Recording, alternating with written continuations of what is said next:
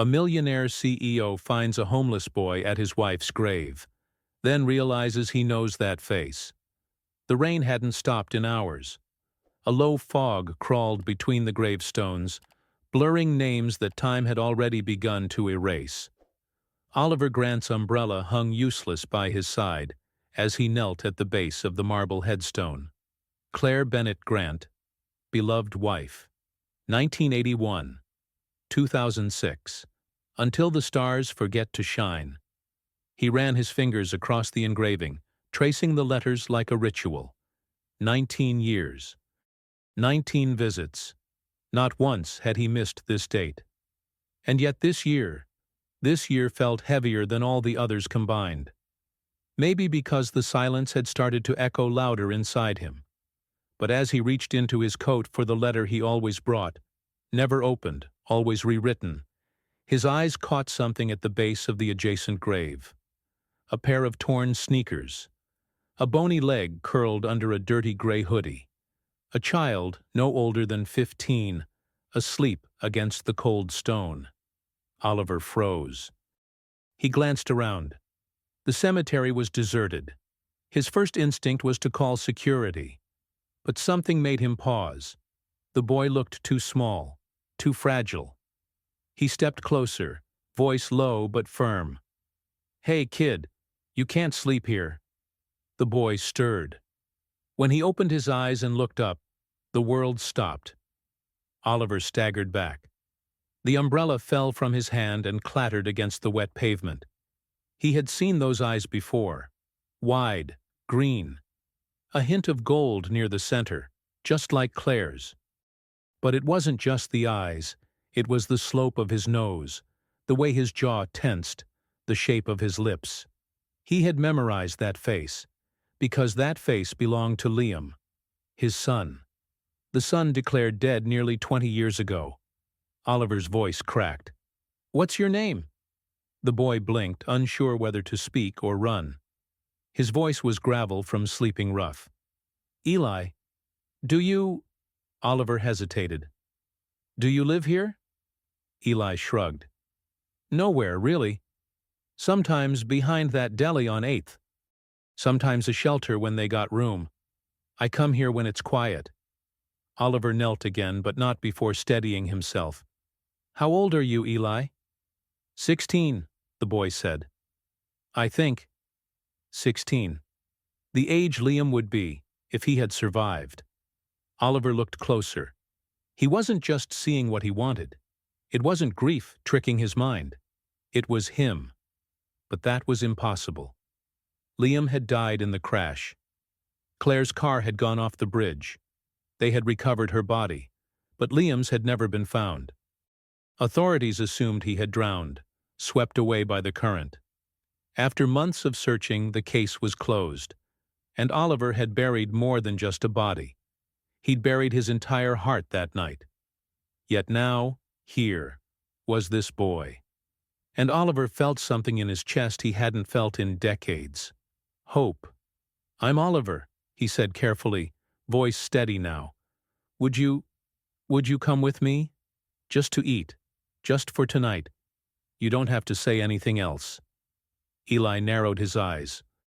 He'd heard this pitch before. Most kids on the streets had. Strangers promising warmth, then taking everything. "No funny business," Oliver added. "You'll be safe. I just want to know who you are." Silence stretched between them. Then Eli stood slowly, tucking something into his hoodie pocket, a small, cracked locket. As he stepped forward, a glint caught Oliver's eye. He knew that chain. Claire's locket. The one Liam had worn when he was 2 years old. The one that was never found after the accident. Oliver's breath caught in his throat. It couldn't be coincidence. Not the face, not the locket, not the date. He didn't say a word. He just led the boy to the car, hands shaking as he opened the door. The driver glanced back, confused, but didn't ask.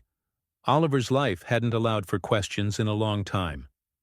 As the car pulled away from the cemetery, Oliver looked at the boy again, and Eli looked back.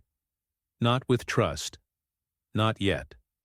But with something almost as rare. Recognition. The penthouse was quiet. Too quiet for a home meant to hold laughter, footsteps, or the hum of a lived-in space. Everything was pristine.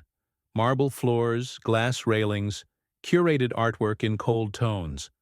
But nothing felt personal. Nothing felt warm. Eli stood near the entrance like a stray animal unsure of its place. His fingers toyed with the frayed hem of his hoodie as he scanned the room. A chandelier hung above them like a museum exhibit, casting sharp reflections onto the polished floor. "You can sit anywhere," Oliver said, trying to soften his voice, but it still came out stiff, like an executive pitching a merger. Eli didn't move. "I'll have someone bring you food." "Not hungry," the boy muttered. Oliver studied him in the dim light. The hoodie couldn't hide the bruises on his wrist or the faint scar that traced along his jawline. He had lived hard, too hard for someone his age. And yet there was something in his posture, in the stubborn tilt of his chin, that reminded Oliver of himself, of Claire. "Where did you get that locket?" he asked. Eli's hand instinctively closed over it. "It was always mine," he said defensively. "Do you know who it belonged to before?" The boy hesitated, then shook his head. "No, just had it since I was little. They said it was the only thing I had on me when I got dropped at that shelter." Oliver sat down on the edge of the couch, elbows on his knees. "Can I show you something?" Eli didn't answer. Oliver pulled out his phone and opened an old photo. Claire holding Liam in her arms, both smiling. Liam wore that same locket. He turned the screen toward the boy. "That was taken a few days before the accident." Eli's eyes fixed on the image. His face didn't move, but something flickered. Recognition, maybe. Or longing. Or fear. "Look," he said, voice low. "I've had a lot of people try to tell me who I'm supposed to be. Some wanted to adopt me. Some wanted to sell me. Some just wanted someone to yell at. I don't know what you're doing, but I'm not him." "I'm not saying you are," Oliver replied gently. "I'm saying I want to find out." Eli's walls went up again. "So what? You gonna run a test or something?" "Yes," Oliver said plainly. "DNA." The boy scoffed. "And if it says I'm not, you gonna throw me back out?" Oliver didn't blink. "No." That answer seemed to shake something loose. Eli looked away, breathing slow and shallow. "I don't believe in luck," he said, "or family, or happy endings." Oliver nodded. "Neither did I. Until today." Meanwhile, in another part of the city, a private investigator named Rebecca Quinn stared at a file on her desk. Inside it were hospital records from nearly 2 decades ago, adoption files with inconsistencies, and a death certificate that had always troubled her. When Oliver called her, after years of silence, he didn't sound like a man chasing closure. He sounded like someone who had just seen a ghost. The records didn't make sense. Claire's body had been recovered and confirmed, but Liam's file ended with a single unexplained phrase: "Remains not recovered. Search suspended." A footnote, easily ignored. But Rebecca didn't ignore things. She picked up the phone. "Hey, Dana? I need a full list of the medical staff on duty the night of Claire Grant's crash. Focus on nurses who left within 30 days after the incident." There was a long pause. "You think someone took the boy?" "I think someone got desperate," Rebecca said. "And I think that boy's been out there a long time." Back in the penthouse, Oliver offered Eli a room. "You can stay as long as you want," he said. Eli didn't thank him. He didn't smile. But he walked down the hallway and closed the door behind him. Oliver stood in the silence that followed, the sound of that door clicking echoing louder than anything else. He didn't know if this boy was his son, but for the first time in 19 years, he wanted to believe in something, even if it broke him. 3 days passed. Eli stayed locked in the guest room, venturing out only when Oliver wasn't around. He ate quickly, avoided eye contact, and flinched at sudden sounds. The boy was surviving, not living, and certainly not trusting. Oliver, on the other hand, hadn't slept properly. His mind raced between memories and possibilities. Every movement Eli made stirred a ghost from the past. Every glance was a test. Every silence, a scream. The DNA test was in motion, but results would take time. Meanwhile, Oliver wrestled with a question that had no easy answer. How do you rebuild a bond with someone who never knew you were real? On the fourth day, Eli sat at the kitchen counter eating cereal, dry, no milk, when Oliver returned home earlier than usual. He set his briefcase down and stood near the doorway, unsure whether to speak. "I used to eat it like that too," he said. "Didn't like how milk made it soggy." Eli didn't look up. "They never had milk at the shelter. Got used to it." Oliver took a breath and stepped forward. "Do you want to come with me tomorrow? Somewhere quiet?" The boy glanced up, wary. "Why?" "There's a place I go every year. A lake house. It's far. Peaceful. I think you'd like it." "You don't know what I like." "I'd like to," Oliver said. That silence again. Then Eli shoved the bowl away and muttered, "Whatever. Don't care." The lake house was a 3-hour drive into the mountains, isolated, serene. Trees flanked the long winding road. Birds cut through a crisp sky. And the lake, clear as glass, sat like a mirror to the world above it. Eli didn't speak the entire drive. He stared out the window, earbuds in, but no music played. He was listening for something deeper. Maybe a warning, maybe an escape plan. At the house, Oliver unlocked the door and stepped aside. "Go ahead." Eli paused. "You sure I'm not being kidnapped?" Oliver smiled softly. "Not unless you plan to hold me hostage." Inside, the house smelled of cedar and old memories. There were photos here. Not many, but enough. Claire's smile in summer light. Liam in a life jacket at the edge of the dock. Moments frozen in time. Eli walked through the rooms slowly, eyes scanning the frames. Then he stopped in front of a photo. "Is that me?" he asked. Oliver's breath caught. The picture showed Claire holding a toddler, his face partially hidden behind a sun hat. But the resemblance was striking. "I believe so," Oliver replied. "That was taken the day before the crash," Eli finished for him. He didn't move for a while. Then finally, "I don't remember it." "You were too young," Oliver said. "Just under 2." Eli's eyes narrowed. "You sure it's not just a fantasy? Some rich guy's guilt trip looking for a story to fix?" Oliver didn't flinch. "I don't need a story. I just need to know the truth. About you. About us." That night, the fire crackled while the lake house settled into silence. Oliver poured tea into 2 mugs and handed one to Eli, who accepted it without a word. "You ever think," Eli asked suddenly, "maybe I don't want to be found?" Oliver looked at him. "I've thought about that. What if I liked being nobody?" "Do you?" Eli's mouth opened, but no words came. He looked into the fire instead. "I was in a foster home once," he said, voice low. "They told me I was a handful, that I needed too much.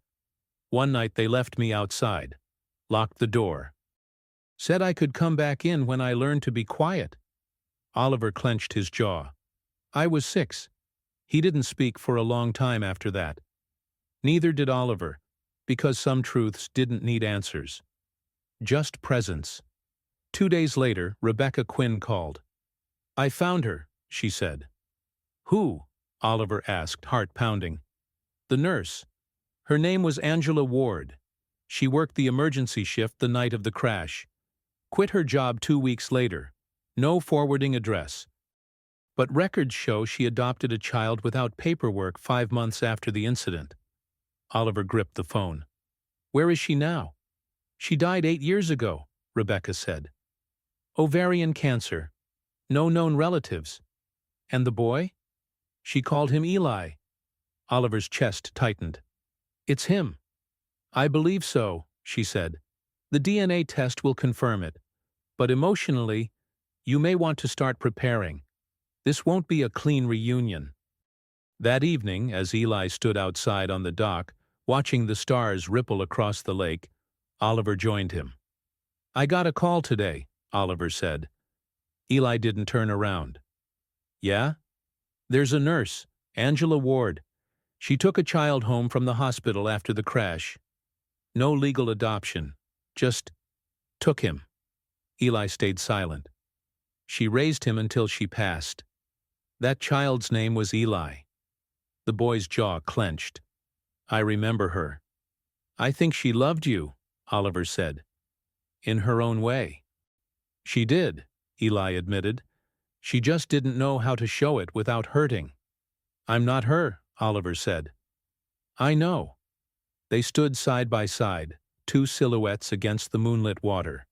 No hugs, no declarations. Just the slow, quiet rebuilding of something that had once been broken, now slowly, painfully becoming whole again. They returned to the city 2 days later. The lake house had changed something between them. Not enough to call it trust, but something resembling a fragile ceasefire. Eli no longer avoided eye contact.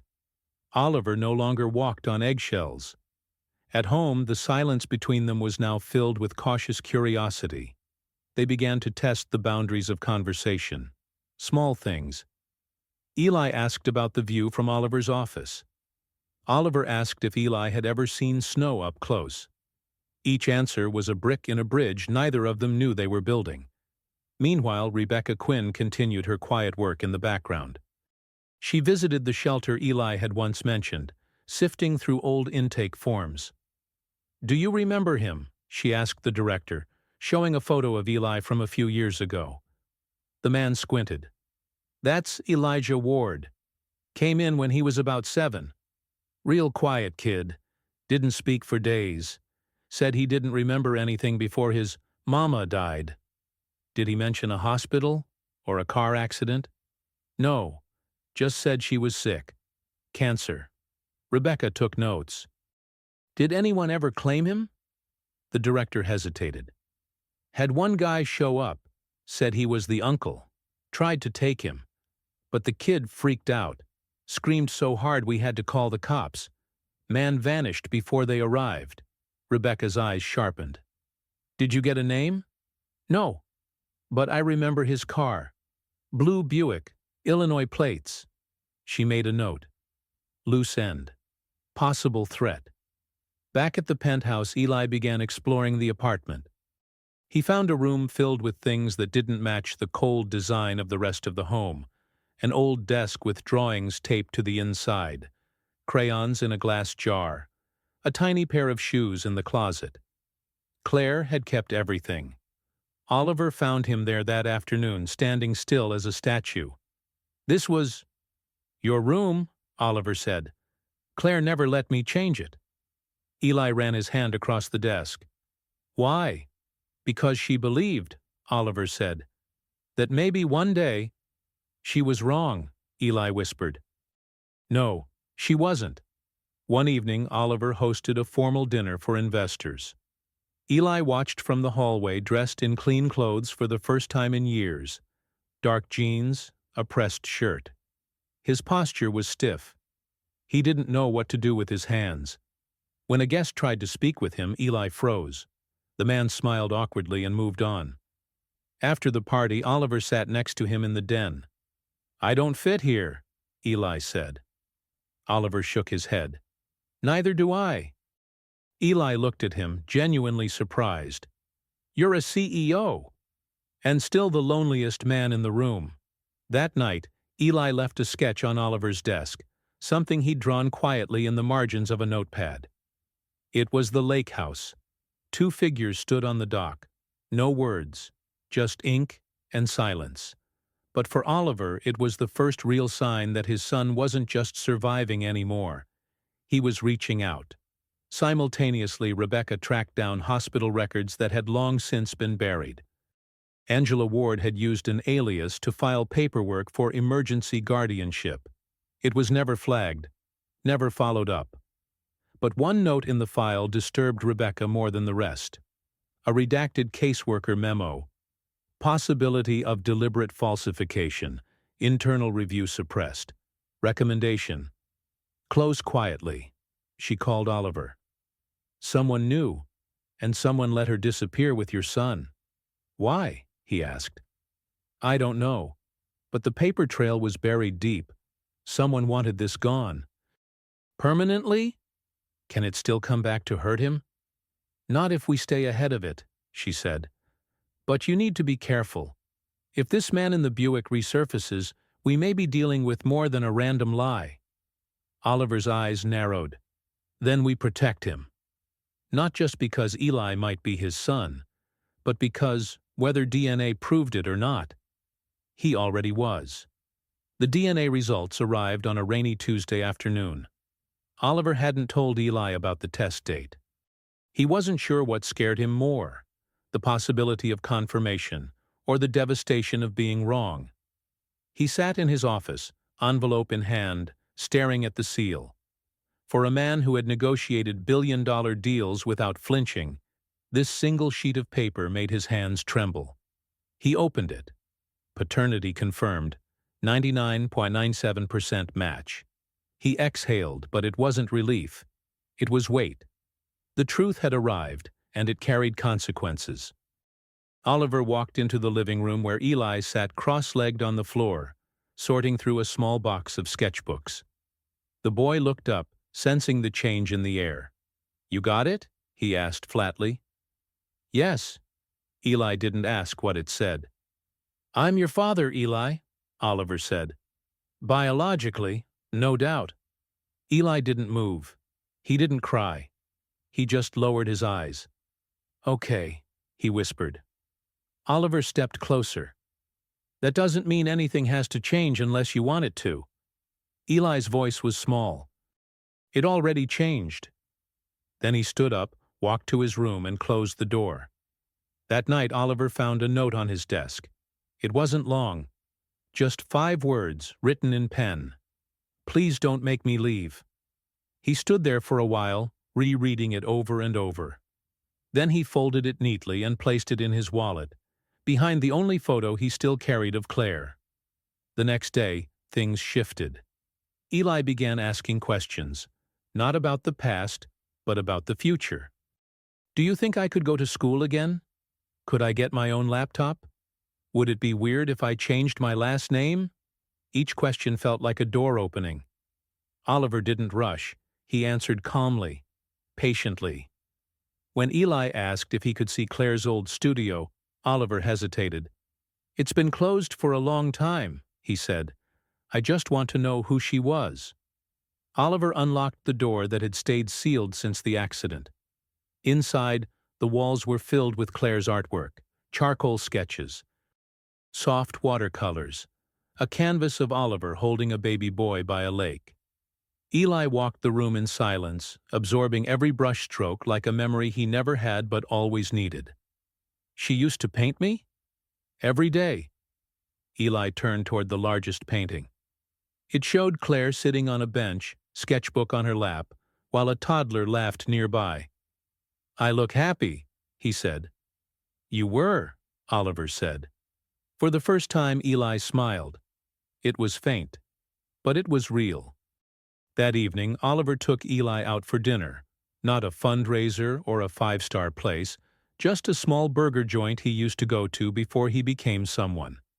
They sat in a booth, shared fries, and talked about nothing important. Until Eli said, I saw a car. Oliver paused. Where? Outside the building. Blue Buick, same one from the shelter. Oliver's stomach dropped. Are you sure? I don't forget cars, not ones that make me run. Oliver placed a hand on the table, steady but firm. From now on, you don't go anywhere alone. Understand? Eli nodded, eyes tense. Oliver called Rebecca the next morning. He saw the Buick. I was afraid of that, she said. I've got people checking traffic cams. If it's who I think it is, then he's back, Oliver finished.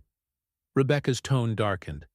And this time, he knows where Eli is. That night, Oliver sat Eli down. I need you to know something. No matter what happens, no matter who comes near you, you are safe. Do you hear me? Eli nodded, but his face was pale. What if he takes me again? Oliver leaned forward. He won't. You're sure? I'm your father, Oliver said. And I'm not losing you again. For the first time, the words didn't feel like a hope. They felt like a promise. Oliver didn't sleep that night. He sat by the window of his home office, one hand on his phone, the other gripping the edge of the chair. Across the apartment, Eli slept restlessly. At least Oliver hoped he was sleeping. Every sound in the hallway, every flicker from the building across the street, made Oliver's nerves spark like tripwires. By morning, Rebecca had a partial plate match. Cars registered to a man named Frank Hall, she told him. Former maintenance contractor. Fired from 3 hospitals. One of them was the same hospital Claire was brought to after the crash. Oliver's jaw tensed. Was he ever investigated? No charges, no records. But his sister?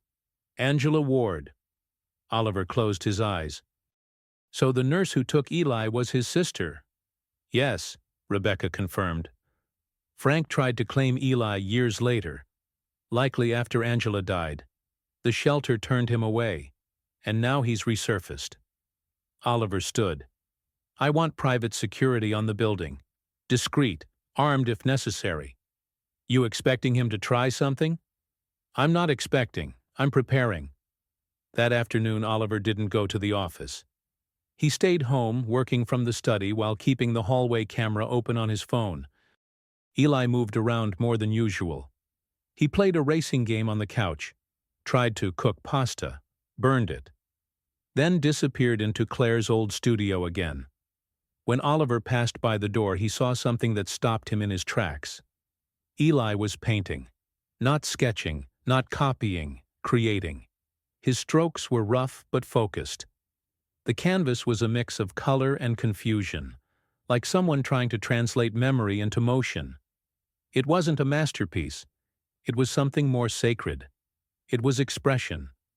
And for Oliver, it was Claire, alive again, in his son. That evening, while eating dinner together, Eli suddenly asked, "What happens to people like Frank?" Oliver looked up. Legally? No, like, do they just keep showing up in your life forever? Oliver set down his fork. Sometimes, yes, but sometimes you get to stop them. Eli nodded slowly. I don't want to keep running. You won't have to. Eli hesitated. I want to stay. Here, with you. The words came quiet, almost uncertain. Oliver didn't speak. He just reached across the table and put his hand over Eli's. It wasn't the answer Eli expected. It was the one he needed. That night, Oliver took out the old box of keepsakes he'd hidden away since the accident. Inside was a flash drive, an old pacifier, a wrinkled hospital bracelet. But one item stood out, a folded letter, unopened for 19 years. The one he had written to Claire the day after her funeral. He had never had the courage to read it. But now, he did. Claire, I'm still here, but everything is quiet now. I keep thinking I'll hear Liam's laugh, or your voice in the kitchen. But it's all just wind. I miss you. I miss both of you. I hope wherever you are, you know I tried. I really did. But I can't find a way to forgive myself. If there's a second chance for anything, anything at all, I hope it comes with light. Because I don't know how to walk out of this darkness. He closed the letter slowly, and for the first time in nearly 2 decades, he cried. But it wasn't grief anymore. It was something else. Something lighter. Fall arrived quickly. The leaves outside the penthouse turned gold, then amber, then drifted to the streets below like quiet confessions. Life inside the apartment was changing too. Not in sudden ways, but in the slow, deliberate rhythms of healing. Eli started school. It wasn't easy. He was behind in almost every subject, had no idea how to navigate the social maze of high school, and mistrusted everyone on sight. But he went. Every day. And every evening Oliver would ask, "How was it?" Even if the answer was always, "Fine." Until one day Eli shrugged and said, "Not terrible." Oliver smiled. It was progress. One afternoon, Oliver came home to find music playing from the living room. Not loud, not chaotic, just music.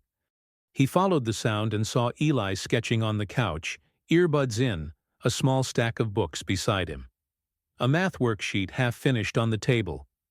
And next to it, a framed photo. Claire. Eli noticed him and quickly sat up. "I was gonna put it back, You don't have to explain," Oliver said. I wanted to know what she was like." Oliver sat beside him. She was kind and stubborn. She loved painting, jazz music, and late-night cereal.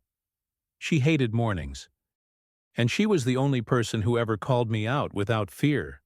"She sounds cool." "She was," Oliver said. "She would have loved you." Eli looked at the photo again. "Do you think she'd be proud of me?" "I know she would." That weekend, they drove back to the lake house. This time, Eli brought his sketchbook, a backpack full of books, and a hoodie that actually fit him. They cooked together, burned the pancakes, laughed about it, tried again. Eli painted on the deck while Oliver chopped wood. In the evening, they played cards by the fireplace. It wasn't perfect. There were still silences, awkward pauses, moments of tension neither of them could name. But there was something stronger growing beneath it all. A rhythm, a bond. One night as they sat watching the fire, Eli said, "I don't think I'm angry anymore." Oliver looked up. "I was, for a long time. At everything. The system, her, you, myself." He rubbed his fingers together nervously. "But lately, it's quieter." Oliver nodded, not wanting to interrupt. "Do you think that's what healing is? Just silence where there used to be shouting?" Oliver smiled faintly. "I think that's a good start." Eli stared at the flames. "Sometimes I still feel like I'm gonna wake up on the floor of some shelter, and none of this will be real." Oliver didn't respond with a speech. He just said, "It is." And that was enough. Later that night, Eli came out of his room holding a small canvas. "I made this, for her." Oliver took it carefully. It showed the lake house, bathed in soft dusk light, with a single figure standing by the water's edge. Not Claire, not Eli. It was Oliver. Alone, but not empty. "She always liked painting, right?" Eli asked. Oliver cleared his throat. "She'd love this. Maybe we could hang it? In her studio?" Oliver paused, then nodded. "That would be perfect." Back in the city, Rebecca called with final updates. "Frank Hall's been arrested. Trespassing. Illegal surveillance. Caught with fake IDs and unregistered plates." Oliver exhaled. "He won't be a threat anymore," she added. "You're safe now. Both of you." For the first time, Oliver believed it. Not because the man was gone, but because Eli had stopped running. And Oliver had finally stopped burying. A month passed. The air grew colder. The city streets shimmered with the soft glow of early holiday lights, and the penthouse, once a museum of solitude, now held signs of life. Eli's sketchbooks were piled on the coffee table. Backpacks and sneakers sat carelessly near the front door.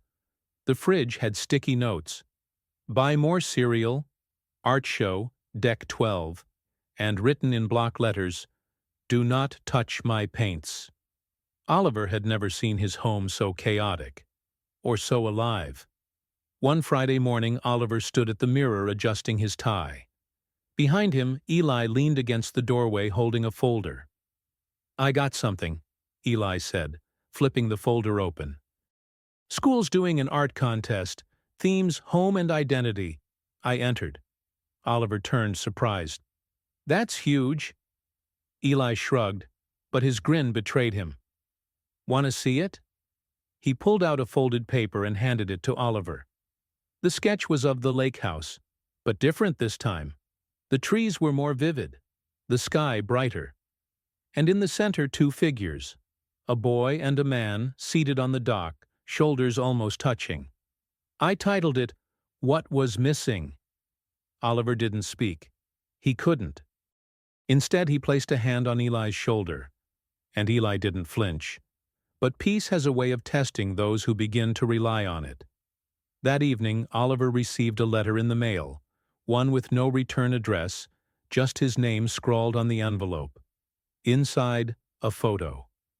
A blurred image of Eli walking to school, and one sentence written on the back.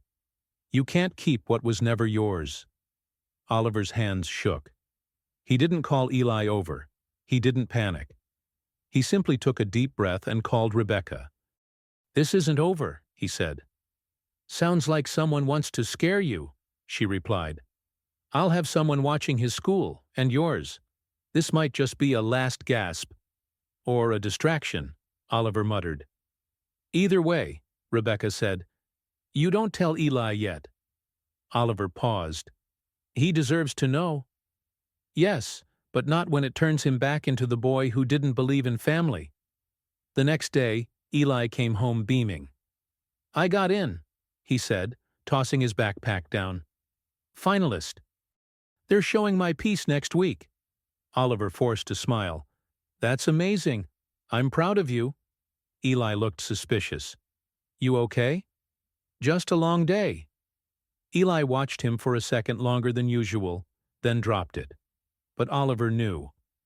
The clock was ticking. Later that night, Oliver moved the framed photo of Claire to his study, replacing it with Eli's painting of the lake house. He stood there a long time, staring at it. What was missing? He whispered. Then turned off the lights. The art show was held in a restored gallery on the edge of downtown. Glass walls, high ceilings, the kind of space that made even a simple pencil sketch look like a museum piece. Eli stood in the middle of the room, his painting hung at perfect eye level, surrounded by strangers. He wore a navy sweater and black jeans. No hoodie, no shadows to disappear into. Oliver hovered nearby, staying back just enough to let Eli have his moment. When a judge approached and complimented the piece, Eli said, "Thank you," without looking at the floor. Oliver felt something stir in his chest. Not pride. Awe. His son was no longer hiding. As the crowd moved through the gallery, a man entered, unassuming. Late 50s. Tan coat. Baseball cap pulled low. He didn't look at the art. He looked at Eli and walked straight toward him. Oliver spotted him the moment he crossed the threshold. Time slowed. He stepped in fast, intercepting the man just feet from Eli. Can I help you? The man's voice was calm. Too calm. Just admiring the work. You don't belong here, Oliver said through clenched teeth. The man smiled. Neither does he. Oliver stepped closer, lowering his voice. You so much as breathe in his direction, and I will bury you in lawsuits and bodyguards until you forget your own name.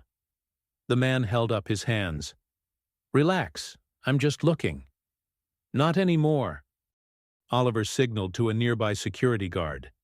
Eli, now noticing the tension, stepped toward them. What's going on? Oliver turned to him, trying to keep his voice level. Go wait in the car. Eli's eyes flicked between them. Who is he? Someone who doesn't matter. The man smirked. Tell him, Oliver. Tell him who I am. Eli narrowed his eyes. I know that voice. Oliver stepped between them again. He's no one. He's leaving. But Eli was staring now, eyes narrowing. Remembering. You're the guy from the shelter. Frank smiled. Hello, kid. Security stepped in then, pulling Frank away as the crowd began to murmur. The judge turned. Phones came out. The calm of the evening fractured. Eli stood frozen, breathing hard. "Why was he here?" he asked. Oliver touched his shoulder. "He won't be again." "But why was he?" Oliver sighed. "Because some people can't let go of what they lost." Eli shook his head. "He never had me." "Exactly." They drove home in silence. No music. No words. Just the city passing in streaks of light. When they got home, Eli went straight to Claire's studio and closed the door. Oliver didn't follow. Not right away. But after an hour he knocked softly. "Come in," Eli said. The room was dim, lit only by the soft glow of a desk lamp. Eli sat at the easel, painting, his hand steady despite everything. Oliver stood beside him watching. "You okay?" he asked. "No," Eli said, "but I'm not scared." Oliver sat down. "You know, I used to think strength was about control, about hiding your fear." Eli glanced over. "And now?" "Now I think strength is walking back into the world after you've been broken, and deciding not to let it change who you are." Eli went back to painting. "You could have told me about the letter," he said. "I was trying to protect you." "I didn't need protection. I needed truth." Oliver nodded. "I know that now." Eli dipped his brush again, then said, "He didn't take me this time." "No. He didn't. He won't get another chance. He won't." Eli took a deep breath. "Okay." And that was it. The moment everything shifted, not with a scream, not with a breakdown, but with a choice, a decision to stop living like prey and start living like a person with a future. Winter came early that year. Snow dusted the sidewalks outside the penthouse, and Eli pressed his hand to the cold glass, watching it fall. "You ever seen snow before?" Oliver asked from behind him. "Only through windows," Eli replied. "Never like this." Oliver smiled. "Want to go outside?" Eli turned. "Can we?" Minutes later they stepped onto the building's rooftop terrace. Snow fell quietly, painting the world in silence. Eli tilted his head back, catching flakes on his lashes. He laughed. A real laugh. Oliver couldn't remember the last time he'd heard it, probably because he never had. Eli reached down and grabbed a handful of snow, packing it loosely.